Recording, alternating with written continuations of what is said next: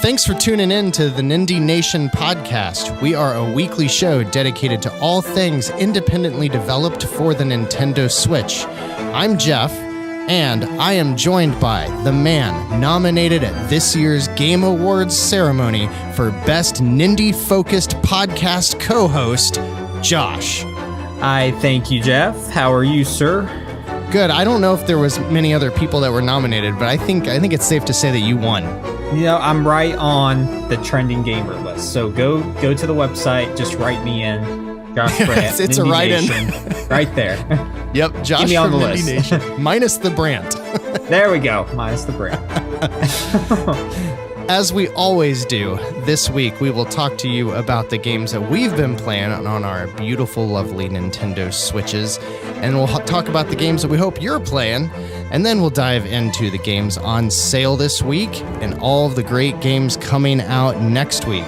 And I am pumped this week because since we have started this podcast, I have been holed up in a part of my house where I had to remain quiet and I had to be cognizant of multiple sleeping children and family members in town, and all of that is done, and I am He threw his children over a bridge.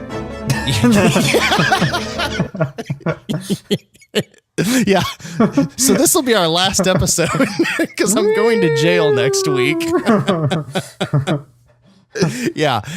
So things have changed, and I am now sitting at a podcast desk, which is why this week, if you check out our YouTube channel, you should see a Skyforce Reloaded Let's Play. And I hope to be putting up Let's Plays maybe every week or so, trying to let you guys see a little bit more of the games that we're talking about and the things that we're in love with. I'm thinking maybe some Walking Vegetables, and we'll talk about some other games coming up. But if there is anything that you would love to see more footage of, let us know. Hit us up on the social media channels at Nindie Nation and everywhere social media is served. But enough with that. Josh, let's talk about what's been keeping your Joy-Con synced this week. Okay, well, Jeff, you know I love a good shmup here and there. Yes, you do. Switch is ripe with them, and I've been playing a new one called Super Hydora. And this may not sound familiar to many. It's a previous title. It's been out before. But what I love about it is it's a 16-bit retro shooter, horizontal, but it's just has a Star Fox-like quality to it that's just addictive. And it's sort of like well, you've been playing Skyforce Anniversary, Skyforce Reloaded. It has that sort of progression that you just feel like you're always making progress, but you select stages, so you're on like this grid, and you can. There's multiple branching paths that you can take, and each time you defeat a level, you gain a new power up, and you have your main cannon. You have different types of special shots that can block bullets coming at you, or can like drop bombs or shoot up in the air, shoot behind you, that you can also change. And then you have like a super special weapon that it's like a bomb that just explodes and takes up a big area, or like flames that spew out. And it's really cool. Just as you go through, you unlock different weapons each time you beat a stage. And there's an easy mode, so you have like a shield, and then there's like the whole hardcore shmup fans die in one hit mode too. So I'm really digging it. It's bringing me back to memories of playing like R-Type and Gradius, and it's really cool. And it's not, I mean, like I said, it's not too long and not too difficult. It's just fun. It's just right. It's the Goldilocks of shmups. Right. It's something you could just keep coming back to and always having a good time. Like, I know it's there. That's what shmup should be, hard, but also something that you can, feel like you're making progress with. So really now cool. Is that, oh, there it is. So it just came out. Yeah, it just came out. And it looks like it's published by Abbey Light, who published Hyper Light Drifter, but I don't think those are the same. I don't think it's the same developer. No, it's the same publisher, but yeah, very different games. But yeah, if you want a retro fix, this is a great, fun shooter to take. It says a game by Loco Malito and something else, and Grisor87. So I Yeah, understand why they're coming. I understand why they're sitting under the publisher name. Exactly, yeah. Locomolito, yeah. That sounds really fun. I might have to check it out. It's $20. You think it's worth $20? It depends. If you're a fan of shooters, then yes, but everything else, you might as well just wait for a sale. Yeah, we'll see. We'll see what happens on Black Friday. I'm having a lot of fun. Yep. Yeah, hopefully the Switch eShop has some nice sales. Going along, though, I've also been playing a game called Toast Time Smash Up. And this is another retro title. You see a lot of these on the Switch, of course. But this one, it was a mobile title, and you can tell. But it's very fun because you're a toaster. And it's very fun because you're a toaster, right? Developed by Force of Habit. And what you do is you shoot bread out of the top of your head, and that's how you propel yourself around the stage. And therefore, there's enemies, and there's this clock that you have to protect, and enemies continuously start coming towards it slowly, and then they have different characteristics, like some bounce or might take multiple shots. And so you're shooting bread at them, and then as you go through a stage, there's these boxes that you can break. And once you pass a stage, the number of boxes you break is like a level up. So as you get through the levels, as you open enough crates, then you gain another power up, and like you can shoot baguettes and bagels, and and they all have different firing characteristics, which is like the baguettes break up, and then the bagels can bounce around. And it's fun. It's just one of those games that's just fascinating. Yeah. I'm listening to you explain it, and I'm watching video of it, and I still have no idea what's going on. It reminds me of like Downwell in a sense. Yeah, that's the first thing I was thinking. Yeah. Because Downwell you don't think would be fun, but it was like a unique concept of platforming, of always having to go down. And this one is taking like shooting mechanics like asteroids or something like that, but it adds like a twist to it. And it's nice because you can also suspend yourself in the air and shoot for like a few seconds before you fall back down. Because you would shoot down to get yourself up in the air, and then as you're falling, you can push the right. Yeah, then you shoot, and then he bounces in all different directions. But then you can hold the R bumper to stay put in the air for like a short amount of time. And so I think I don't think it's too much. So this is one I would definitely recommend if there's like 54 stages. Takes a lot of time. There's a multiplayer mode too that's a lot of fun. You just battle it out, and it's pretty chaotic, 2 to 4 players, but I had a lot of fun. So by the time you hear this episode, it's out. It comes recommended too. Very cool. And then finally, I've been playing a game called Crashlands. And this one sort of snuck up on me. I was drawn by the art style, honestly, and the developer that we read off from a few episodes ago called Butterscotch Shenanigans. And it's a team of 3 people, Adam, Seth, and Sam Coster, and has sort of a story behind it because Sam, he was diagnosed with stage 4 lymphoma while he was creating the game, and it's sort of like this passion project that the 3 brothers like took it upon themselves to finish. And you can tell there's a lot of love in the title. It reminds me of like it's a survival game first and foremost, but like Don't Starve or something like that. Only it takes away all the annoying things of the survival genre, like inventory management, because you can gather as many items as you want, and there's no limit to that. So it removes that hassle of being over encumbered, which is very nice. I wish more games would do that, even though it's not realistic, but we don't play games to really be realistic all the time. Right, just gets out of its own way. Right.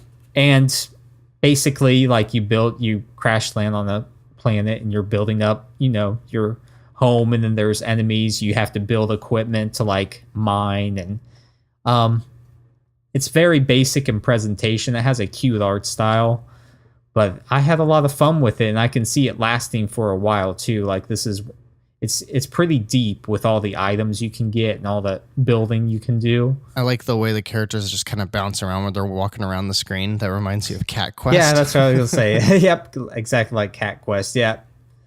We need a primer, maybe like a game developer, to walk us through a few of these engines, because with as many of the independently developed games that we play, you can tell, you can see that they all share like one of 5 different engines typically. That's a good point. I can tell this game was made most likely with the same thing that Cat Quest was made with. And then, you can see that with, like the Toast Time looks like it was made with the same engine that the ZX Spectrum game that we were talking about last week was made. And you see a lot of those similarities. Yeah. I would love to get a primer about that kind of stuff. Yeah, it's like this underground movement of possibly some of them working together, talking about it and using those assets.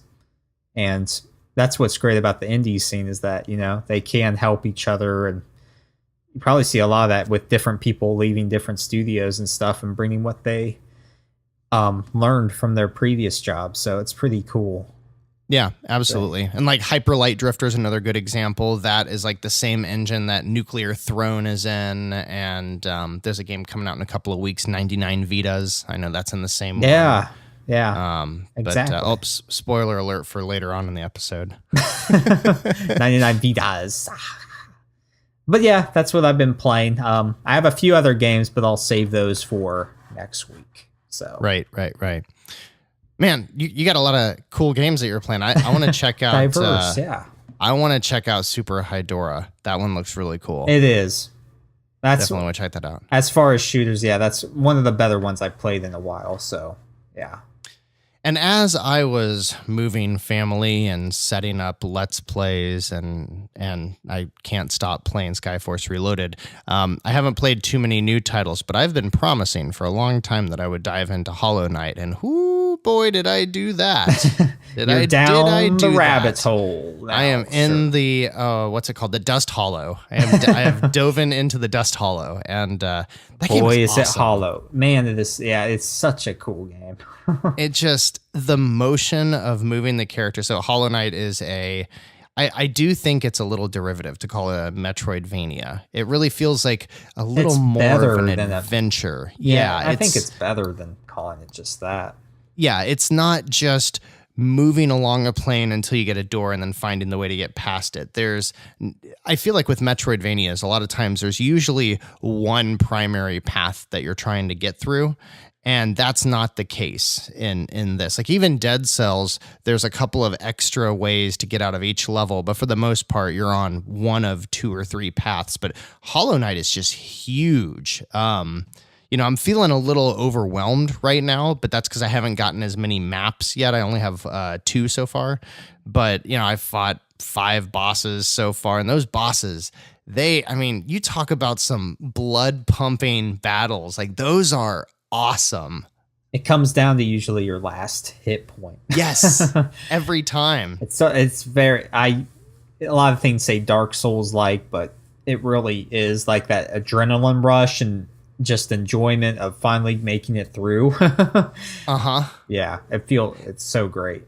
And like I don't even know, there was a point about an hour into the game where I debated if I should look up a guide because I wasn't sure if I was going the right way. And I made the decision not to, because I kind of like how I feel lost going through the game. And I like how as you get close to the little wormy guys that you're saving, you can like hear them calling out, and every single addition to the inventory seems awesome, and is very meaningful. But it's been great so far, and I cannot wait to spend a bunch of time on that over the Thanksgiving break next week, while we've got family in town, just sitting there, chipping away 5 minutes at a time in between, getting called on to do family things. I know, just sit in the back corner away from family, just my Switch. Just like attacking in all directions, and how it's like 10 minutes into the game, I'm like, oh, I can play this like Shovel Knight. Like I can just start bouncing off of the enemies in perpetuity and stuff like that. It's just awesome. Yeah. The mechanics just feel so good. It looks so good. Like you can't see a single pixel on the screen. It's so, one of the best looking indie games. Yeah. Definitely. Yeah. And it's $15 and like, oh man, like totally worth $15. Yeah. I don't know that I've seen the 10 out of 10 that I keep seeing it get everywhere, but it's definitely on that path. I can't wait to finish that game. Must-have title. So before we get into some of the sales and new releases coming up, let's talk about the Game Awards. Other than Josh being nominated for Nindie-focused podcast co-host. Hashtag minus the brand. There were some good representation of some Nindies, and almost I think every single indie game that was mentioned, except for Return of the Obra Dinn, is on the Switch. Now, did we get Papers, Please on the Switch? I don't know if we did. No, that was PS Vita, but not on Switch. Yeah. So I say that because it's the same developer, Return of the Obra Dinn, made Papers, Please I didn't as know well. that. Yeah, and the game came out like 2 or 3 weeks ago. Yeah, it came out, I think, mid-October. So there's a chance that we still will probably see it ported to the Switch, especially everything if it starts, else is. Yeah. Port everything to Switch. We need Papers, Please, though, too. I've never played that. I love the concept. Me too. Let's see. We've got a few categories here that have Nindies in them. We have a Nindie that's nominated for Game of the Year. Yeah. And then we've got some Nindies that are kind of scattered throughout the different categories. So how do you want to approach this, Josh? I guess what we can do is just go by category and then just say what game is in that category and then sort of discuss if it should, if it's a legitimate chance of winning, I guess. Sure. So, like I said, let's start with family game. And what we have here is a bunch of Nintendo games, of course, but Overcooked 2 is the main indie title that's among them. As far as that's concerned, you have Mario Party, which probably will win. Starlink is a larger title that I don't really view as a family game. Yeah, I don't either. That doesn't seem it doesn't like make sense. Fit. The Toys to Life. But yeah, it's just that there's no home for the Toys to Life category anymore. Yeah, exactly. They're all dead. Rest in peace. And you've got Nintendo Labo. That's also kind of a Toys to Life. I mean, I love those things. I built a few of them with my daughter, but I don't know that I call it a game. It's a STEM activity. Right. So you got Mario Tennis Aces, Super Mario Party, and Overcooked 2. What do you think? You think Overcooked 2 has a chance of toppling not 1, not 2, but 3 first-party Nintendo titles? It's funny thing is, since it's not Nintendo, maybe it has a better chance than what we give it credit for, because there is a lot of positive hype for it. Yeah. And I can see some underground section voting for it, but I think, I don't know, Mario Party probably. Yeah, I think it's probably going to go to Mario Party. It's a great game. It's a great, and I haven't played many of the Mario Parties, but we've been playing a lot of Super Mario Party in this house. Yeah. In the action game category, there is Far Cry 5, Destiny 2, Mega Man 11, COD Blops, and Dead Cells. Yes. Personally, I think Dead Cells should get this over all the rest, and I don't think I'm being biased there. No, absolutely not. I mean, every single one of those is by definition, by name, at least. I mean, they say Destiny 2, but it's Destiny 2 Forsaken, which is the first expansion. And there's a lot of negative press about Destiny 2 right now. Yeah, I don't think Destiny's going to win anything this year. It shouldn't. Mega Man 11, that just came out, but it's also not blowing the world on fire, even with the new art style.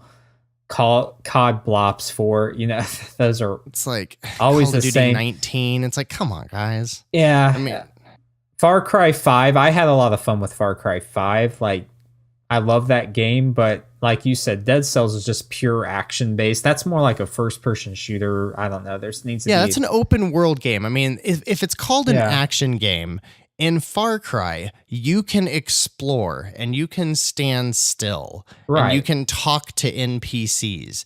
In Dead Cells, you are doing nothing but moving forward, attacking, collecting, getting stronger, getting to the next stage. Like, that is the only purpose of the game. Right. There's barely any story or anything like that. It is an action game. I mean, I put my vote under Dead Cells. I did too, so that makes both of us. Because, yeah, it's exceptional. Needs to win something. Mm-hmm. Next, we have the actual Game of the Year contender. And, man, was I happy to see an indie title making its way on here, and especially Celeste, as I think that's head and shoulders probably the top. I mean, you could put a case for Dead Cells, but Celeste, from major outlets, 10s across the board, and it's up with the big hitters. Not Grand Theft Auto, Red Dead Redemption 2, God of War, Spider-Man, Monster Hunter World. I mean, it's hard to say, but we live in a world where, was it 2 years ago that Overwatch won? And it was like up against all these other huge AAA games. And not that Overwatch isn't a big AAA game, but it's something different. It stood out from the pack. Right, exactly. It's not your traditional Game of the Year contender, even though it was for me the Game of the Year. And every year it could be the Game of the Year. But, right. But I think this is more like a third party, maybe it's starting to formulate, it's like the indie scene is starting to get the recognition it deserves. I don't think it's going to win, but heck, I mean, I would I would have it as maybe Game of the Year. If God of War wasn't this year, I'd certainly have it as Game of the Year. Right now, I'm having my own internal monologue of if I really think I can say Tetris Effect is my Game of the Year over Celeste. And then even in the world of the Switch or in the games, the Nindies, I put Dead Cells up against Celeste as well. And I think all three of those games are kind of in equal contention to me. And so I think about things like, when a game gets updated, which one am I most likely to go back to? That one's probably Dead Cells, because they just got a big patch on PC that added a bunch of new stuff. Has an addictive. You always are progressing. And right. Celeste is a very it's long, but it's a contained story with which you can unlock things. And there's a lot of unlockables in Celeste. There's not just B-sides, there's C-sides. Yeah, I mean, there's a lot of hidden secrets there, definitely. Yeah, but when it comes to a game that, I remember the first hour or two that I played Celeste, I was like, yeah, this is easy. This is cool. Oh, that's cute. They're talking about depression and blah, blah, blah, blah, blah, blah. And I was kind of flippantly rolling my eyes at the narrative of the story.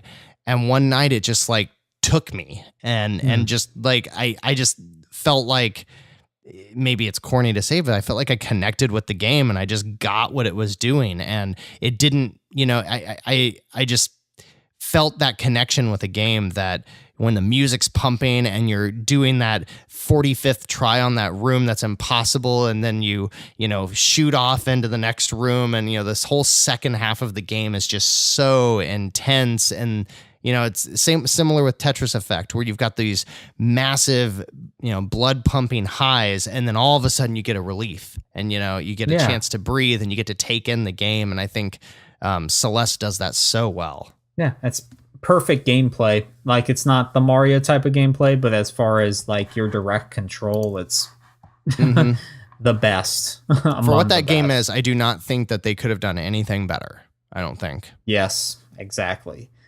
I guess we'll continue on to score and soundtrack, and Celeste is also among a bunch of other AAA titles. Yeah, it looks very similar to Game of the Year. Yeah, you're right. Celeste won't win Game of the Year, but I could also see it winning this category to give it some recognition, which would be really awesome. I mean, there's some great soundtracks there. But there are. I mean, I would be willing to bet the God of War soundtrack is phenomenal. Yeah, it's epic.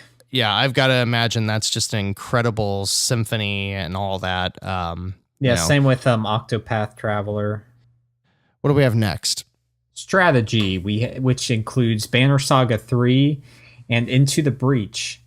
And you also have Frostpunk, Battletech. Yeah, what is Frostpunk? Hopefully that's a game that comes to Switch, because it looks sort of cool. It's in the tundra, of course, but it's about survival, strategy survival. But Yeah, I love Banner Saga. I haven't played Banner Saga 3 yet, and I haven't played Into the Breach, which those are supposedly superb. Into the Breach was another one that just got incredible reviews across the board. Yeah. And Banner Saga, like I said, I love that whole series, and I'm looking to get Banner Saga 3 soon. If I was going to put, I love Valkyria Chronicles 4, like, just biased opinion here. I thought that game it's just a love letter to the first Valkyria Chronicles. So that's what I heard. That would be my pick, but yeah, I'm sure if I played some Into the Breach or the next Banner Saga, it could, who knows? It'll be interesting to see if some of these games get, I feel like the PlayStation Store did do discounts for all nominated games last year. I suspect we'll see that. The Game Awards are on December 6th, so it'll be great if that week we're able to talk about games on sale, and we've got Into the Breach and Celeste and Dead Cells and Messenger and all these games on like massive sale. That would be awesome. Be so much great content to pick up right before the holiday season. Let's see. Next, we've got, I think the next two that we really need to dive into are debut indie game and best indie game. Let's do debut indie game first. So we've got Donut County, which is kind of like it's almost like a Katamari Damacy kind of game. You're a hole in the ground. Yeah. It's strange. It's cool. It's got a really neat gimmick to it. And then there's Florence. I think Florence probably ends up taking this because it's that 45-minute, very emotional experience. You got a lot of non-gamers that are diving in and loving it. Moss for the PSVR. Return of Obra Dinn again from Lucas Pope, who created Papers, Please. And then we've got Yoku's Island Express from Villa Gorilla and The Messenger from Sabotaged Studio. I think it's important to think not what's the best game here, but what's the best game for a debut of a studio. Yes. And I think it's The Messenger. No doubt. I totally agree with that. And I'm worried that there are other people voting on this that had the same experience that I did and didn't go back to it. I'm so nervous about that. That is going to be the question, because you're not the only one. Right. You saw a lot of that of people that were like, okay, I get it. It's Ninja Gaiden. And then they didn't ever get to the 16-bit world. And when I play it one of these days, I'm going to push through until you say it's great. Because like you said, it's been a revolutionary experience once you actually get. Oh man, it's so I'm like getting goosebumps thinking about it. Oh man, it has me pumped. Moss would also be another. I thought that was a really charming and well done VR title. And I played it was one of those games I just put on and just finished all in one sitting because I thought really? It was really, really well done and fun. So, like you said, Florence is the front runner here for its simplicity and story. Yep. But The Messenger should, I mean, by all accounts, probably should win. But yeah.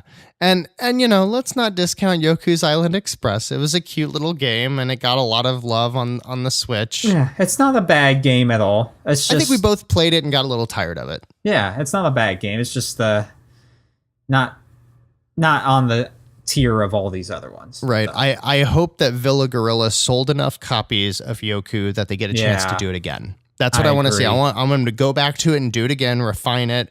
I mean, if it's going to be an indie game, it's got to have roguelite elements with RPG mechanics. And then finally, you want to run through the best indies? We've got Celeste, Dead Cells, Into the Breach, Return of the Obra Dinn, and The Messenger. Man, that's a top tier awesome list right there. Yeah, it is. All those could be Game of the Year. They could.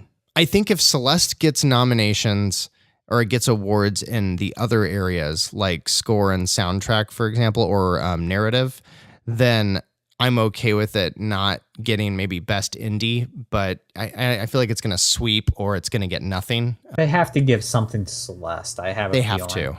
Yeah, it's getting too many nominations.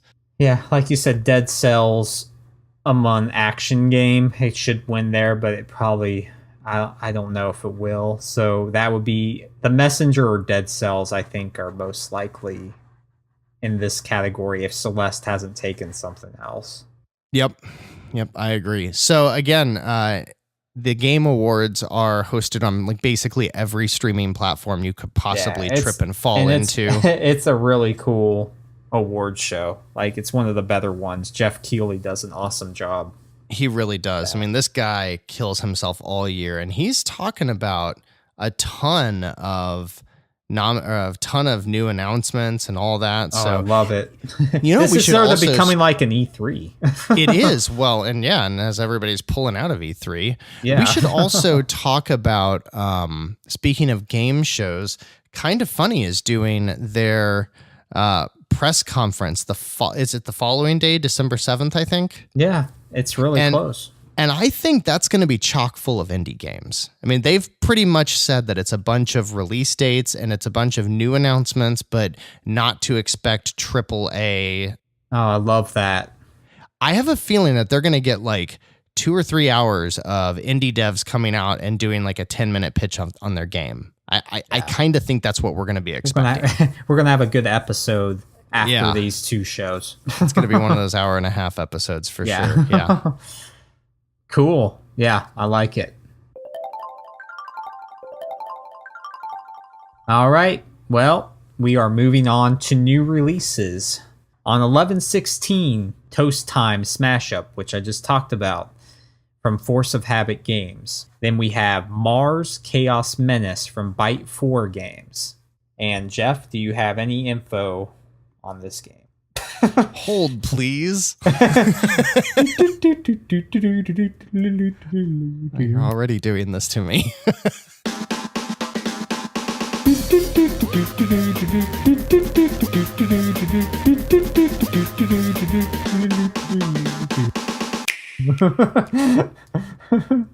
Okay. It looks like a shmup. Yeah, we both say that at the same time. We're like, oh, it's a shmup. Vertical. All right.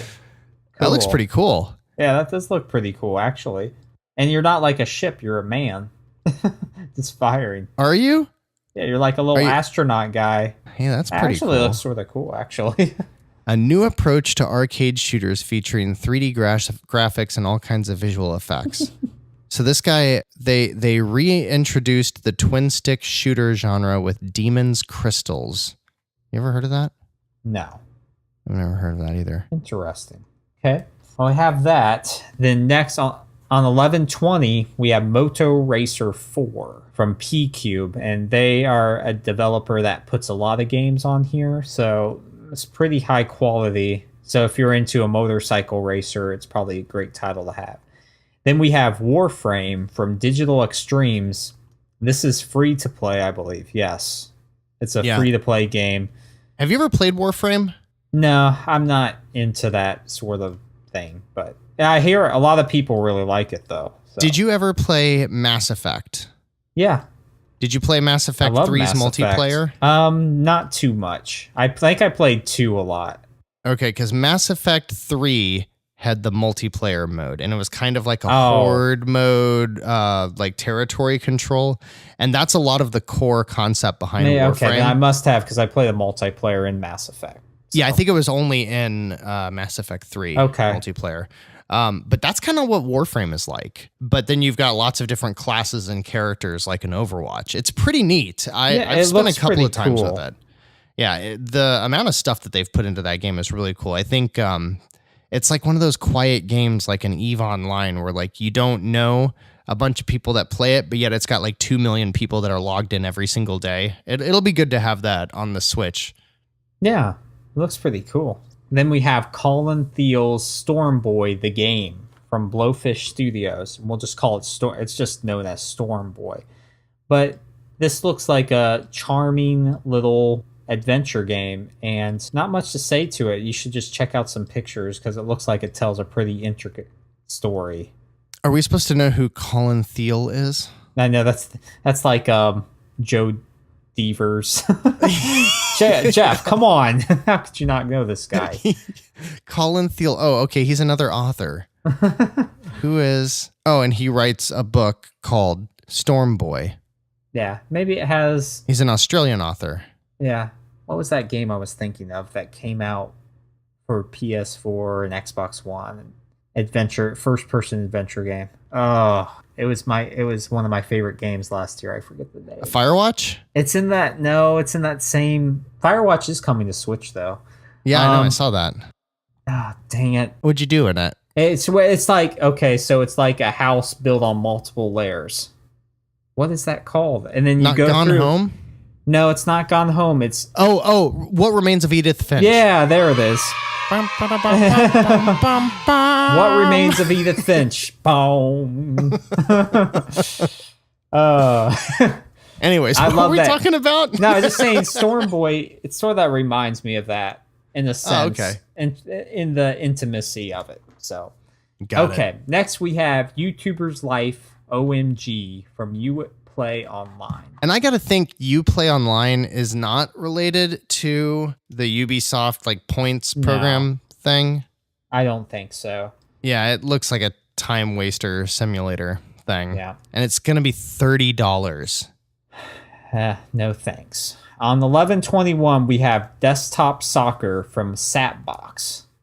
And this looks like a fun little, not like I say, if you're into soccer, little block figures and cute. Yeah. Then next, on 11/22, we have Party Hard from Pinocchio Games. And this is from publisher Tiny Build, which put a lot of their games over the Switch. And I played this on the PS4 and it was really a lot of fun. Just single screen areas where you have to try to kill off everyone. Because they are rowdy neighbors and you're trying to sleep. Yeah, and it can take place on a boat or in a club or pretty much anywhere. Multiple stages, and it was pretty fun. It's hard, but Yeah, it's similar to Hotline Miami in that like you just have to approach it and do it perfectly. Or you lose. Adventures of Bertram Fiddle, Episode 2, A Bleaker Predicament from Chorus Worldwide. I talked about the first one a little bit way back when we started this podcast, and I really liked it for an adventure game, so I'll probably check this one out. That's cool. Yeah. Next, we have Word Sudoku by Paugi or Pogi Lightwood Games, and it's Sudoku. So you have that. Steamberg from Telehorse. This looks sort of cool. Yeah, it has I love anything steampunk. So it looks kind of neat. It looks like a you got like the Diablo perspective, that like isometric view, but it's kind of puzzle solving. It looks neat. Story exploration, unique gameplay, and it's pretty cheap, $4.99. Gym Crash is next, and this looks like a puzzle title where you can move 360 degrees, make combos. Then we have BB Bloxburg Big Broom Race 3 from Independent Arts Software. And this is a $30 game. Take to the Air, a Wild Witch rally begins. So you're pretty much in Hogwarts, riding a broom and racing. But without the licenses. Yeah. This looks not good, friends. And for their next $30 endorsement, BB and Tina Adventures with Horses. Are you ready for the Falkenstein horse race? No. This game, you guys, this game is something else. This is like the second horse simulator game that's come out in like the past 2 weeks. And in this game for $30, you can train on challenging tracks, explore Falkenstein's surroundings in the free ride mode, show them what you're made of in the cornfield. Children of the Corn style. And you can collect 34 movie pictures. Not videos, pictures of the movie. Pictures of the movie. An actual movie? Ugh. Okay. Yes. All right. Next, we have ATV, Drift, and Tricks. Yeah, that one's made by Microids, and they've brought a bunch of PC games like Siberia and Gear Club Unlimited and Flashback, and they're also publishing Moto Racer 4. So basically, pick $34.99 and pick if you want to do dirt bikes or ATVs. Okay, and then this one I can recommend is Nidhogg 2 Yes. from Messhoff Games. The worm has returned and it must feed. Shed your garments and paint the walls with the flesh of your enemies, for only one can be worthy of sacrifice. This sounds much darker than it is, but it's totally a joke type of game. The game's pretty gross. It's pretty gross. The art style is from the first one is definitely just nasty, but it's nasty fun. Like just pure multiplayer awesomeness. So it comes highly recommended. Then we have Missplosion Man from Twisted Pixel, and this came out for the 360, Xbox 360, and never came out for PlayStation, but now they're bringing their popular Missplosion Man over to the Switch. Explode through this award-winning franchise, solo or with friends. This is actually the second one, because Splosion Man was the first one. Next we have Please Don't Touch Anything from 4 Quarters. It looks kind of like, what's that VR game that has almost the exact same name? Keep Talking and Nobody Explodes. And no one explodes. Seems Maybe kind it's of like that. Yeah, it seems like that, where you're like trying to, figure out which wires to cut and that kind of thinking. Yep. Okay, next we have Panda Hero from Barefoot Explorers. Release the panda in you. Take on the role of a mighty panda and tread your path unerringly. Now, know that this is also the same publisher as BB Bloxburg Big Broom Race 3 and BB and Tina. And this goes back to absolute putting crap on your Switch because it's $30 and it looks like a 4-year-old made shape. Yeah, no. Or form looks like a game that should be $30. So no. I feel bad for the kids that don't know better. And then we have Battery Jam from Halceo Games. This one looks neat. It is, I don't know. It almost looks like a top-down Splatoon. There's like different blocks that go up and down. Like you control which one. You're trying to take over. Yeah, you're painting the territory. I mean, it looks a lot like just a different take on the Splatoon model. Yeah. Like what's it called? Territory domination. Right. Yep. It like you said, it looks pretty cool. And then rounding it out, the crown turd of them all for $8.99, developed by, well, probably, accidentally put together by dropping a bunch of things into a box and then putting it inside of a programming machine, is Zeus Quest Remastered. Let me tell you, ladies and gentlemen, this game looks like a steaming pile of poop. It's a silly point-and-click adventure game with lighthearted humor. Okay. And it barely passes as a Flash game. Yeah, that's another one of those games. But at least it's only $9 if you mistakenly buy it. Now okay, so we've got some repeat offenders here, because Crazy Soft is also the person or whatever that published Palm Reading Premium, Personality and Psychology Premium, and that slot machine game. I tell you what, Nintendo need they need to pay some people. I'll do it for them. Hey, just hire me, Nintendo, to check out these titles before you post them. We need quality assurance. Bill Trinan needs to listen to our podcast. Yes. Come on, man. We're your main source for Nindies here. Come on. Yeah, this unfortunately we've got a couple of maybe we need to make a segment of publishers that are on notice. Beware. Yeah. Cool. Good. Well, next week we're going to have some awesome games coming up. You can see those for yourself if you want to look on the eShop. We'll discuss them next week. But I will say that the end of November is looking incredible for Nindies. Yeah, I'm surprised. It only gets better. Man. Yeah, there's some awesome ones coming up.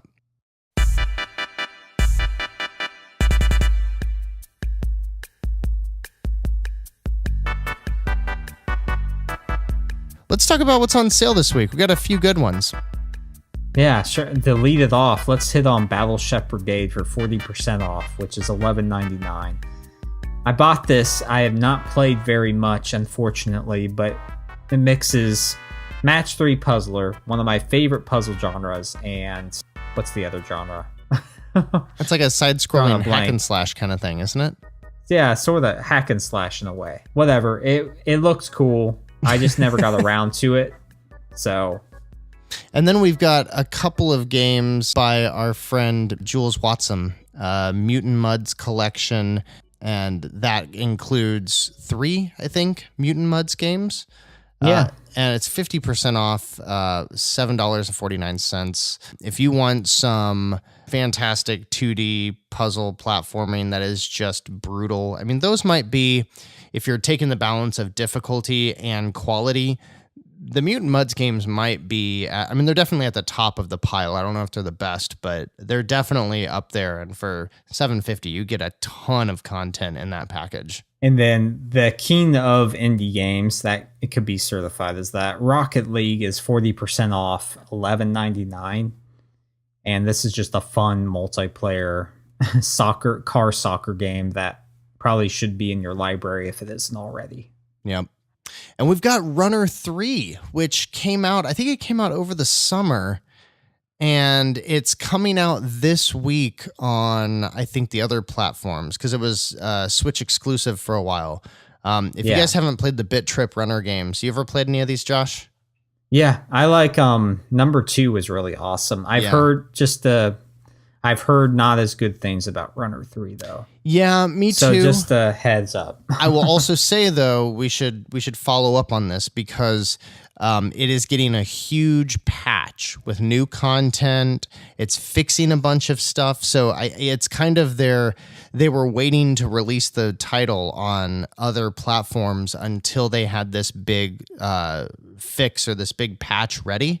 And so to coincide with it coming out on other platforms, they've dropped it down to $10, and it is typically $30 elsewhere. So we should check this one out and spend some time with it to see if it's a different game now. Because you're right, it did get some knocks for like latency issues, like things you really don't want to have happen in this type of game. Right. But for $10, you know, I'm gonna be watching some of the message boards, see if like Reset Era says anything about it. But if it sounds like it's in a better place now, I am absolutely getting this. Runner 2 is so much fun. It was good arcade fun. Yep.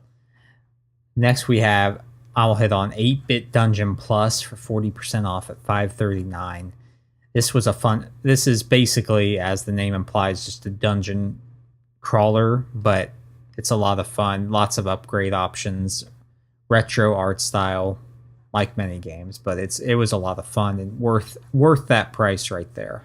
And your super cheap budget title for the week for 99 cents, 90% off, is Space Dave.